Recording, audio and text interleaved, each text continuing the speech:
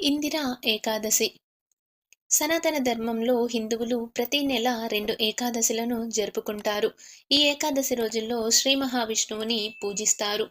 భాద్రపద మాసంలో కృష్ణపక్షంలో వచ్చే ఏకాదశిని ఇందిరా ఏకాదశి అంటారు. ఈ ఇందిరా ఏకాదశి పితృపక్షాల సమయంలో రావటం వలన దీనినే పితృపక్ష ఏకాదశి అని కూడా అంటారు. అయితే ఇందిరా ఏకాదశి 2024 సెప్టెంబర్ నెలలో సెప్టెంబర్ 28 తారీఖు శనివారం రోజున వచ్చింది. ఇక ఏకాదశి తిథి సెప్టెంబర్ 27 శుక్రవారం రోజున మధ్యాహ్నము 1:30 ప్రారంభమై మరుసటి రోజు అనగా సెప్టెంబర్ 28 శనివారం రోజున మధ్యాహ్నము 2:50 వరకు ఉంటుంది.